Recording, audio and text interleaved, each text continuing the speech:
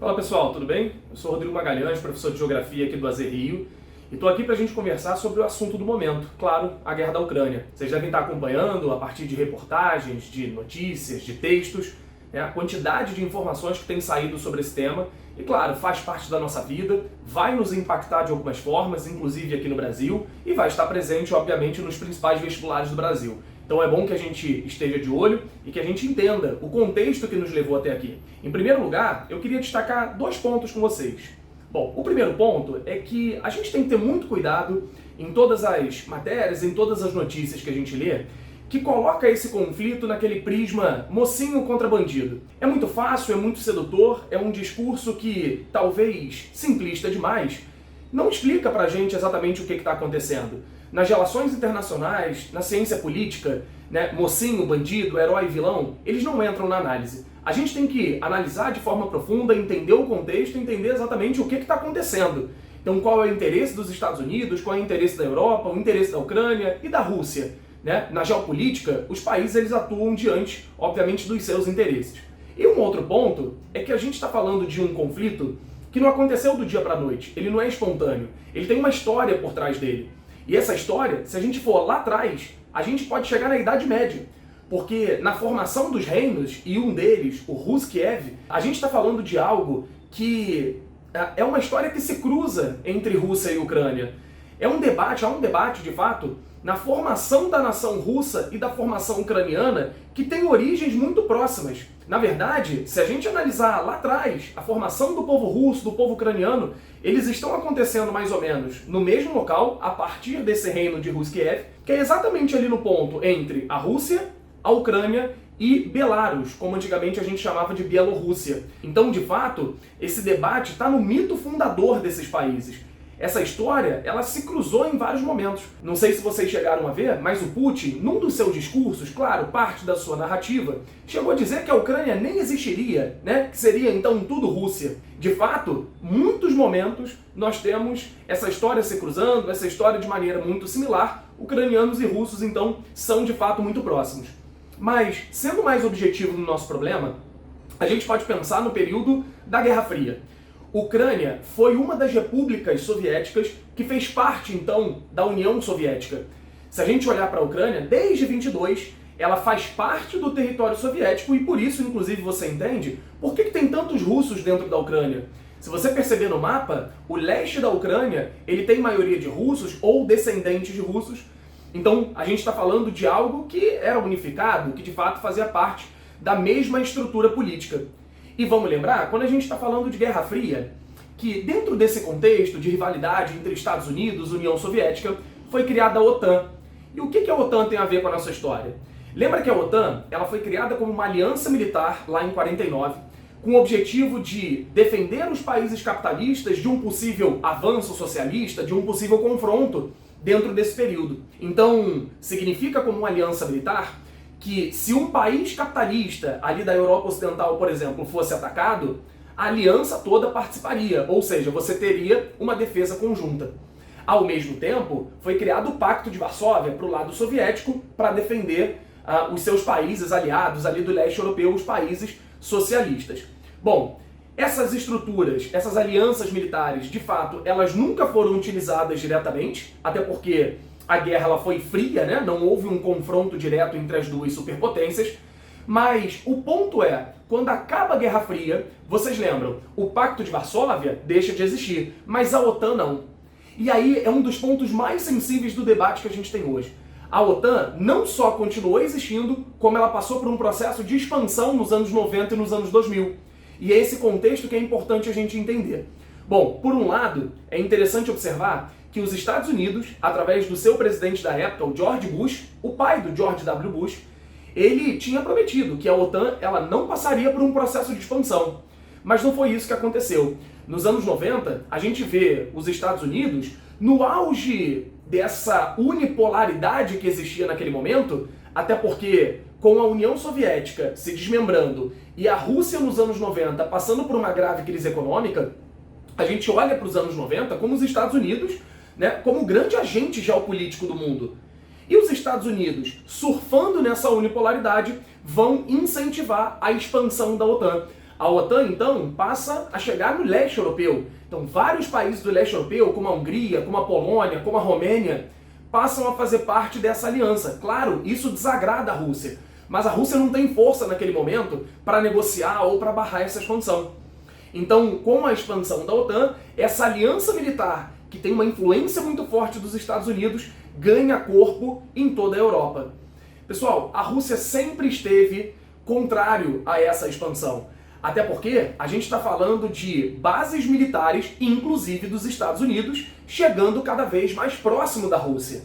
É óbvio que isso vai desagradar. Pensa comigo, imagina se o Pacto de Varsóvia existisse e bases militares russas fossem colocadas, por exemplo, em Cuba ou no México. Se a gente lembrar de Cuba, a crise dos mísseis foi uma grande questão quando bases soviéticas começaram a chegar tão próxima dos Estados Unidos. Então, é isso que a gente tem que entender. É geopolítica, é um jogo de war. Então, eles estão disputando território, eles estão disputando influência. Bom, dessa forma, a OTAN ela começou um processo de expansão, ela passa a incorporar outros países do leste europeu, e o ponto mais sensível ainda se torna quando a Ucrânia começa a negociar essa entrada na OTAN. E aí é uma outra questão também interessante para a gente juntar esses pontos. A Ucrânia, depois que ela se torna independente, não existe mais a União Soviética, a Ucrânia, gente, ela começa a fazer um movimento pró-Europa. Ela começa a fazer um movimento demonstrando interesse em entrar na União Europeia e entrar na OTAN e participar dessas estruturas. É claro, se você olhar no mapa novamente, a OTAN ela tem uma grande fronteira com a Rússia. A Rússia, é claro, de novo, não tem nenhum interesse que isso aconteça, não vai ficar nem um pouco contente de ver a Ucrânia dentro da União Europeia, mas principalmente dentro da OTAN. E falando especificamente da Ucrânia, é interessante a gente observar como, dentro da Ucrânia, como eu já tinha mencionado, tem muitos ucranianos, mas tem muitos russos. Os ucranianos, de fato, são amplamente defensores dessa participação na OTAN e na União Europeia.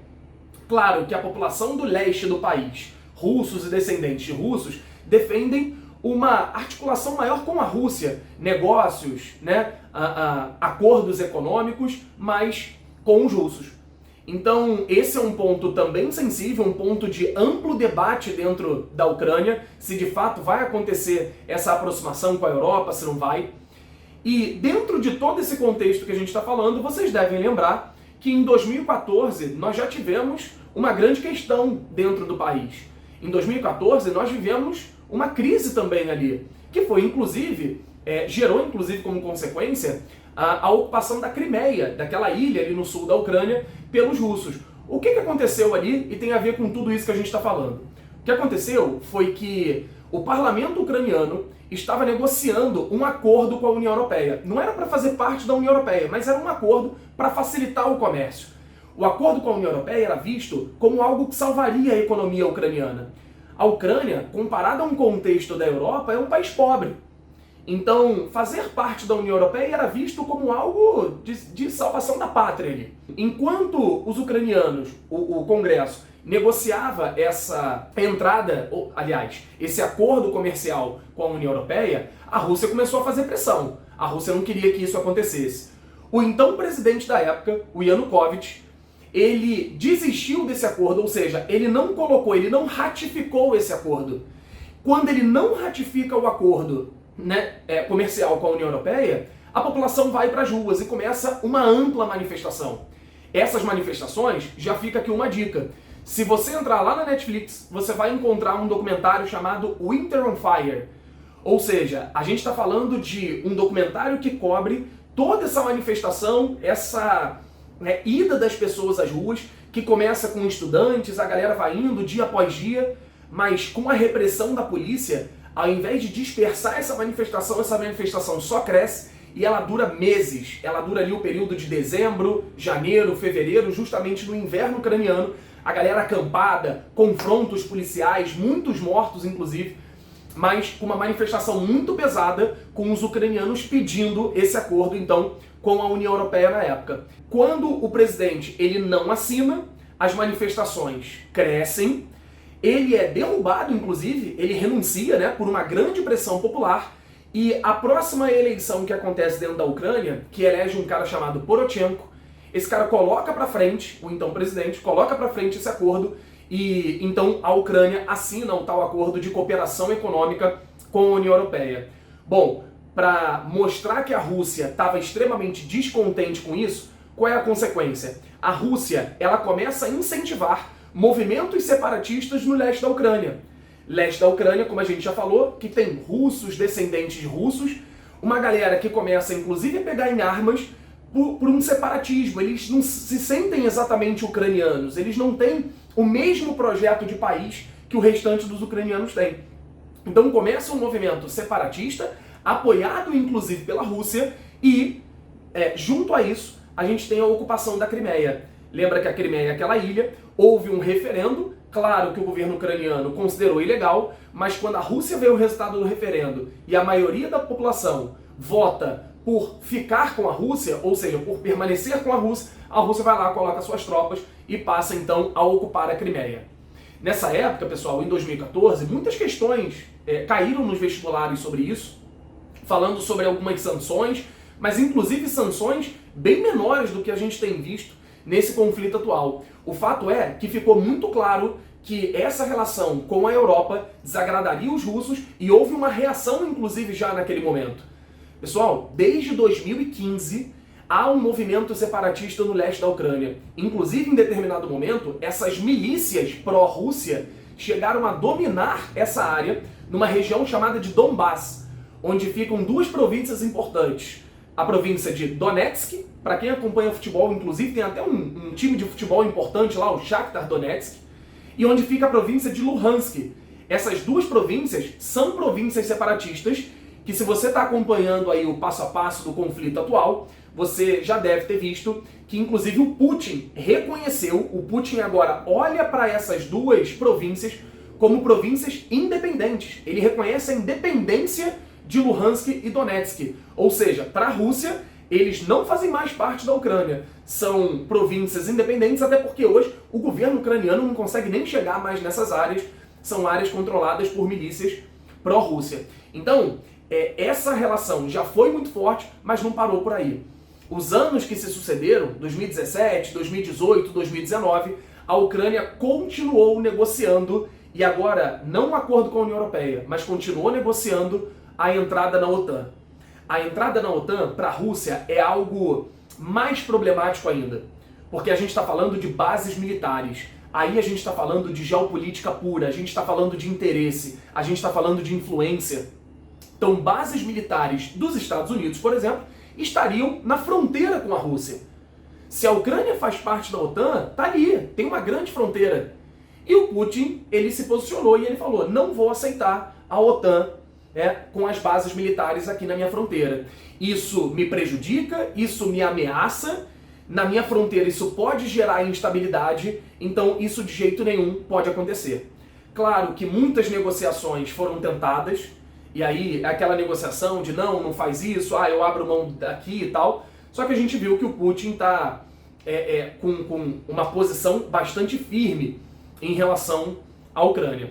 Outro ponto de destaque, e aí é interessante também para a gente puxar um outro fio dessa história, é que essas manifestações que aconteceram em 2015 lá na Ucrânia, pedindo esse acordo com a União Europeia, são manifestações que se colocaram contra a Rússia.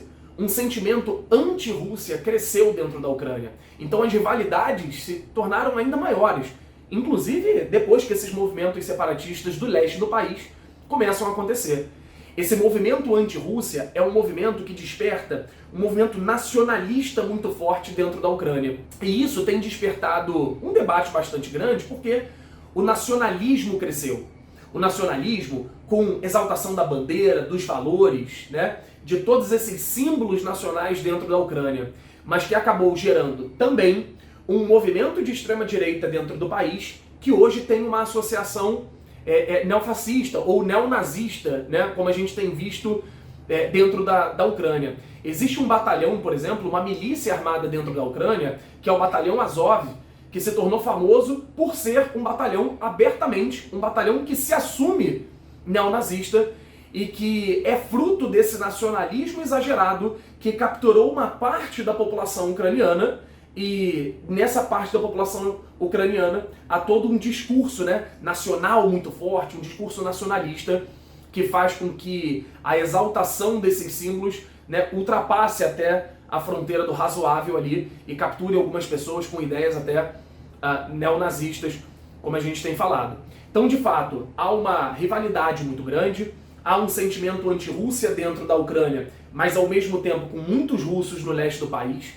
E há essa relação histórica que culmina nessa negociação ali da OTAN. Uma OTAN que é interessante pensar, né? Ela continuou existindo depois da Guerra Fria, mesmo com o socialismo sendo derrotado, mesmo com a União Soviética sendo fragmentada, mas a OTAN ela continua como também um aspecto geopolítico. Então, a gente tem que entender que sim, o Putin é um ator importante, o Putin vai promover uma invasão e toda a guerra, obviamente, vai gerar uma série de problemas, principalmente para a população civil, mas a Europa Ocidental e principalmente os Estados Unidos, eles também não são meros espectadores, eles são agentes do conflito, eles estão envolvidos no conflito.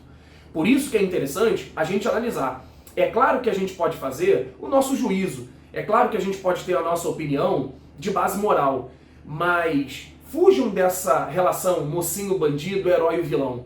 O conflito, ele é complexo, o conflito ele envolve geopolítica, ele envolve interesses. E nesse realismo dentro das relações internacionais, os países estão disputando poder, os países estão lá colocando suas pecinhas, jogando war. Beleza? Espero que esse primeiro momento tenha ficado entendido esse contexto, o que nos levou até a guerra, e daqui a pouco eu volto com mais um vídeo, eu vou voltar com a parte 2, para a gente entender um pouco o desenrolar desse conflito. E aí, quais são as consequências? Vamos fazer algumas projeções, o que isso impacta a gente, como é que isso pode cair no vestibular. Mas como base estrutural, a gente entendeu qual é o pano de fundo que nos trouxe até aqui. Já volto, um abraço e até a próxima.